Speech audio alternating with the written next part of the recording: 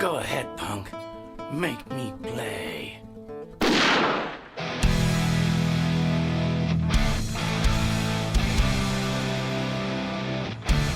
This is Bumping Into That Sound.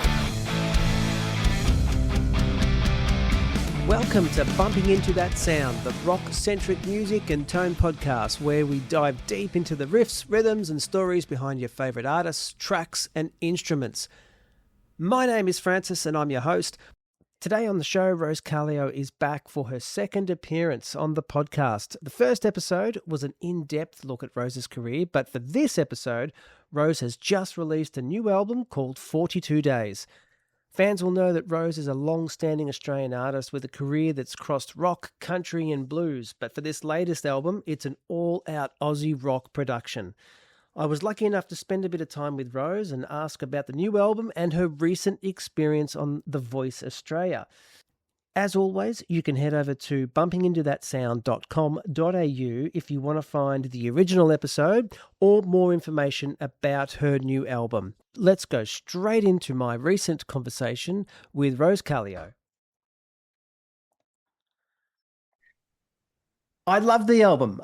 I thought it was great. I thought it was really, really well done. I thought it sounded good. I thought the way the songs come in straight away, and then it sort of has that little cool off in the middle, and then it goes back into it again. I thought it came together really good, and I really liked the production of it. I thought it was They did a great job, yeah. Yeah. Well, that was one of my questions. If we want to get straight into it, was. So who was it produced by? Mark Opitz again, like the same as the singles? No. So Mick Adkins, my husband and guitar player, and so Mick and David Manner, who engineered and mixed it, they produced it. I co-produced, but they were the producers. Did a fantastic job. Oh wow! So really and they did in-house. the EP as well. Yeah, they did the EP as well. Really good job. Yeah. Wow. Yeah. Oh yeah. Well, they did, and I suppose that's good because you've got, like it's hard to explain to someone what you want it to sound or be or feel. Yeah. But when you're doing it yourself, if you've got the ability to, Mick's got such a great grip on. Well, he wrote all the songs so with me as well, but he's got such a good grip on it all and knows what he wanted to hear. So it was really good. That is great. Yeah. And have you got a favorite track yourself? Well, that's hard, isn't it? It's like, look, I probably have to lean towards 42 Days because it's about my sister. And stuff. But look, I love Sacrifice. I love what's the other? I love Dirtbound, and that was the only cover we did. But there's a bit of a story with that too. So, well, I was going to ask you about that because I'm a fan of Bonafide. So thank God someone's heard of them. yeah, definitely. They're a great band, and I saw it on the track listing, and I'm thinking, oh wow, am I reading this right? Because it's not a band that everyone here would know openly about, even though they are such a good band. So what happened was Mick came home one day. He raced up the stairs. And I'm like, what are you doing? And he's trying to put his computer on because you've got to listen to this song. And what had happened, he was listening to, I think, Spotify or Apple Music. And then you know how the algorithm, like, I think Daisy's song he was listening to, and then another song comes on after, from another band. Oh, right. And so it sort of gave it to you. The universe gifted it. Yeah, Dirtbound came on, and he's like, what the hell is this? He played it to me, and I was just like, what the hell is that? Like, it was just, I'm like, what a song. And I'm like, we need to write a song like this. And I turned around and said, bugger it, we're going to record it. He goes, really? I said, yeah, I want to record it. So it's just such a cracking song, and it goes with our set. It goes with us. And anyway, so we Facebooked, friended Pontus and the bass player, and and I'm such a fangirl because I love him.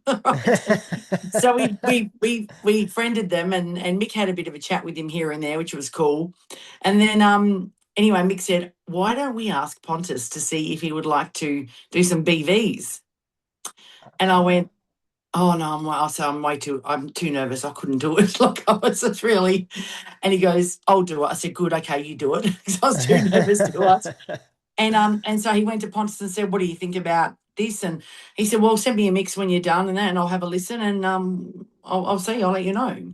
So I was like, okay. So we sent him it hadn't been mastered, a mix of it. And he was like, yeah, I'm in. So we gave him a few ideas. We got a bit of footage of him in the studio. And then he was messaging just saying, how good are your vocals? How good is the band? Just loved it. Was Oh, that's great. asking me a bunch of stuff and, even implied if we wanted to come over, he could probably book a few shows. So we're Wow. we're looking, yeah, like he just loved what we did. And of course I said to him, I love you. You're so good. So yeah, maybe 2028 well, I'm a bit like a bull at a gate. I'm like, okay, it's like Japan. We're going to Japan, boys. They're like, righto, okay. I said, no, we're going. So I said to Mick, going to Europe in 28.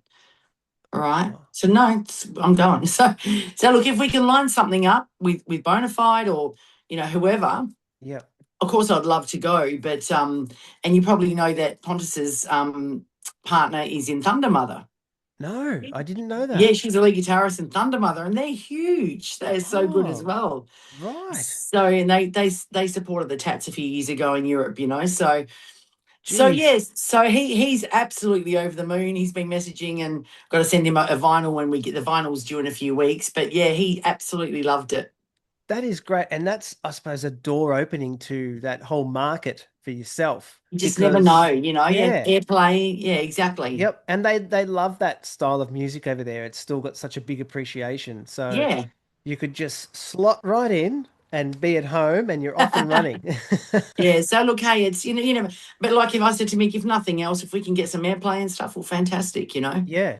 Well, that's the big thing. Like that album you've made, well, I listened to it and I was like, the first five songs, if radio was still actively seeking new rock, they'd pick, you've got the choice of the litter there. You've got five of them that could fit straight into Thank you. a brand new radio rock ready track. Yeah, And that would obviously be great for Europe then because they do still look for new rock they over there. do. They do. So that's a door waiting to swing open. Yeah, I was so surprised that he was into it as well. Like, 'cause you just don't know how people are going to be, and it's a song he wrote in like 2009. Yeah. So yeah, I'm just so stoked that he sort of gave us a go and had a listen. Oh, that's awesome. That's really good. And the other thing is, I know we're jumping a bit, but since we last spoke, you had a TV appearance as well. I did. I couldn't say And anything when I spoke to you. so how did that come about? Like, I'm really curious to know the nuts and bolts, if you're allowed to divulge any of that information. Like, I'm Well, I mean, if I'm 100% honest about it, I was approached to go on. right. But I've been encouraged to go on over the years, and I always said no. And I sort of said no again. I said, I'm not interested. And Mick said, just see what they've got to say. You never know, Okay. And I thought, well, all right, I'll have a bit of a chat with them and stuff. And we sort of got talking. They wanted a rock chick. Obviously, I'm not a young, little Barbie doll starting out or anything like that. So I said, look, can the boys wear their band T-shirts then when they're in the audience? And they said, yep. I said, great. I said, all right, well, I'll jump on and give it a go. Yeah. And so I went through the process and stuff, and that was fine. With the songs, they wanted me to walk out and I think surprise everyone, this older looking person, Yeah. Yeah. belting out Zeppelin. So they chose the Zeppelin, I was fine with that. Yeah, but to get the four chair turns was really, really cool. Yeah. And just seeing the whole process of a reality show, I guess, and a music show, it was really cool to see how it all works and very, very interesting and meet some great people. And after that's done, I mean, it was a stellar performance. Like, Thank you. you nailed the performance, especially playing on the vocal side of it. It was, 110% in your Thank face, you. which suits, your style.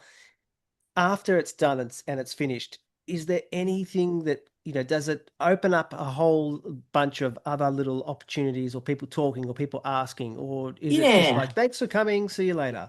No, I think so. I think, it put basically the other reason why I did it, or the main reason why I ended up saying yes, was it's put rock and roll back into the people's lounge rooms, Yeah. rock music, right? Yep. So, Yep. and by someone older. Yeah. So, a little bit more, what's the word? Not not real, but like I had a lot of people in my age group messaging me, a lot of women Oh, saying, wow. we loved watching you. We feel seen, and represented, and you're still out there doing it. And that just made that was amazing. That Yeah. was really, really lovely. Yeah. That I could And make them feel, good for a little bit. definitely. And why shouldn't you do it, they do it, anyone do it? Like I don't understand this whole 30 or 40 and the switch turns off. I I've never understood why that has to be a thing. And especially in the commercial world, it's like, oh, if you haven't made it by your 30, you're done. And it's like, but even if you have made it by Yeah. your 30, it's like they want to put you out to pasture like an old retired racehorse. Yeah, and I I think find that it's more odd. women as well than the men. Yeah, Yeah, yeah, yeah, and like and making it. What does that mean? What does making it mean? So yeah. many different things to different people, right? So, Exactly right. but as Exactly far right. as as opportunity went, and I guess just being a bit more seen and a bit more heard. I'm in my like 36th year of being a musician, so Yeah. it's obviously it's helped with gigs and pitching to others. I've got representation now, which is fantastic, and we already kind of had it, but it's been a bit more intense, which is fantastic. So Oh. we've gotten to Mick and I just got back from South Australia this weekend. We did the Japan thing was already planned before The Voice, but we just had to Oh. put it off, just like we had to put the album off as well. Oh, Yeah, right. So you so sort of put all that off to had, have to had focus on to that. because I signed a contract, so I couldn't do anything for 6 months. So Daisy's song came out, then Oh. from June to December I couldn't do anything. Oh, wow. Geez, that's a big commitment, especially when you know you've got all these things lined up. Yeah, It's not as if you're sort of like just running with the tide. You've got, no, yeah, but in a way it was good because I thought I've lined all this stuff up, and we had a few opportunities. So it's like, well, guess what? I'm going to come out with a bang then, as soon as I'm allowed, as soon as the show's over, I yeah, could do that. you hit the ground running. Yeah. Yeah. And as a creative person, like you put your heart and soul into making this album. I can only imagine it's like a chef or like anything else where you're always going back and thinking, oh, maybe this, maybe that. What about this? What about that? Once you get over that and you've decided, okay, now it's done, let's close the lid, it's out. Does does it have a different sense of anxiety or feelings, or is there anything else now, or is it like No, it's out, I'm I feel, done? yeah, I felt really good about it. Like Mick and Dave had put so much work into it as well. And in between all that, so just before I went on The Voice, in like July 2024, I lost my sister unexpectedly. That's terrible. In WA. Yeah, it was horrible. And like the song 42 Days, I wrote about her. Right. Um, but there was weeks and weeks where I could barely function. I didn't want to get out of bed. I didn't want to talk. I didn't want to, whatever. Yeah. And Mick, kept the flag flying, kept demoing the songs and finishing writing. And there was days where I'd say, yeah, okay, I want to have a listen. Let's get into it. And there's days I was like, don't care. I just couldn't. I just couldn't. That's fair enough. So That's not um, something pleasant to go through. yeah, no. So then when, with Mick, he just works so tirelessly hard, with getting the pre-production done and all that kind of stuff with David. It was sounding incredible. And probably about, yeah, so 42 days later or 6 weeks later, we were at my in-laws at Mick's mum and dad's house in Tassie. And I'd started to kind of, come out of it a little bit. And, grief's really weird. But so we went down there and I was sitting in their lounge room, and all the family were around, and the lyrics sort of to the first verse and stuff came to me. I was just sitting there Oh, looking at everyone, and yeah, so, and I feel that was my sister Kathy, she kicked me in the backside basically to say, come on, it's been 6 weeks, it's, got to start wow. writing again, do something. And Yeah. the lyrics and the melody just came flooding to me. I sort of was on my phone writing it all down and stuff, and then Wow. about a week later, we went to Perth and I finished it on the plane. Again, it just came through. And I demoed it up on my iPhone, sent it to Mick, even though we live together, but, I sent it on the email. So this is what I've got. What do you think? Yeah. And then we demoed it up, and I said, I really, not only because it's about my sister, but it was the song that got me going again. So, Yeah.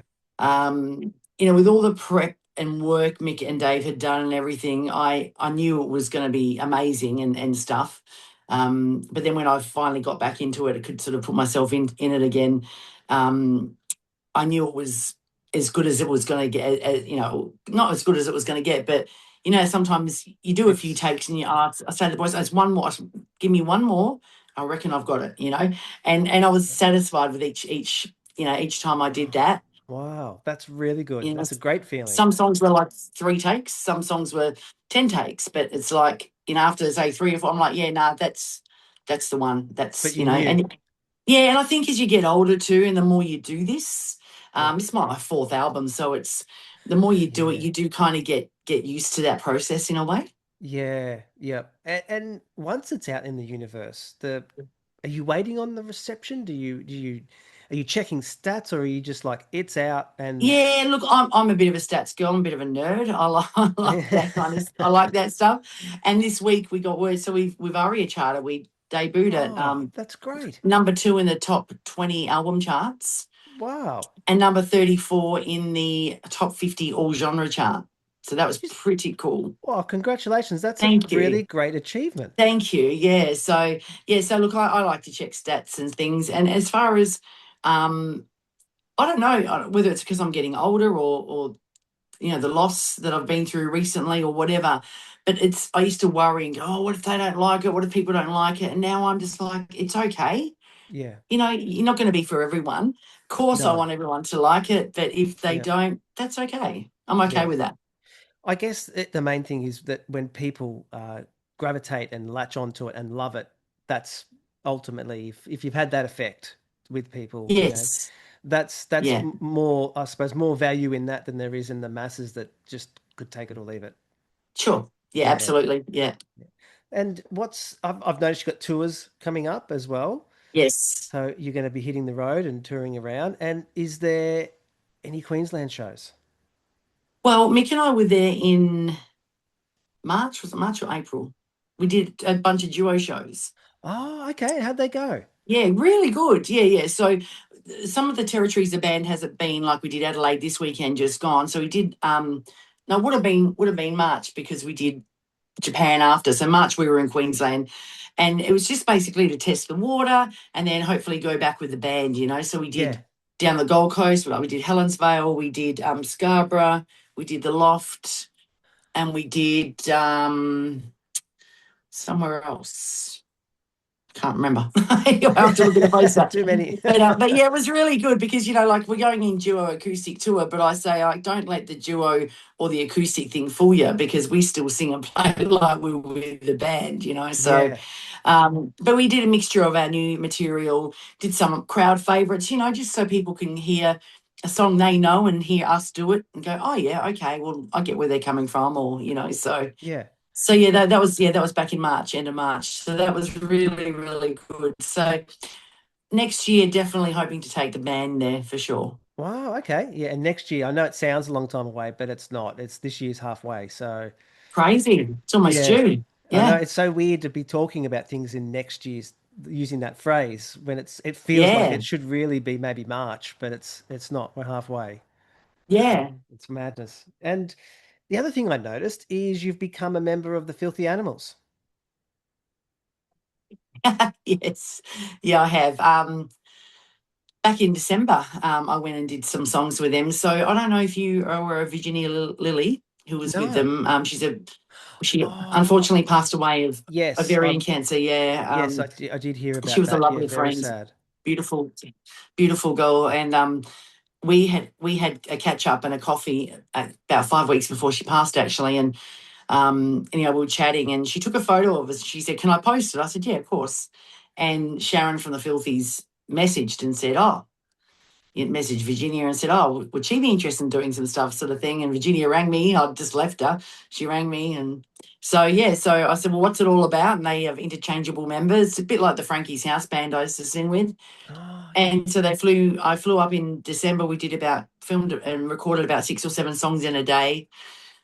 Went home and they just slowly released them. But I've got some shows in Queensland coming up with Skeeny in July. Yeah, I did see because Pete Robertson is a friend of mine from Electric Mary. He's So unreal. Yeah. yeah, such a good player, such a good player. One of the Yeah. one of the best sounding guitar players I think I you could have to get. agree. Definitely, Yeah, definitely.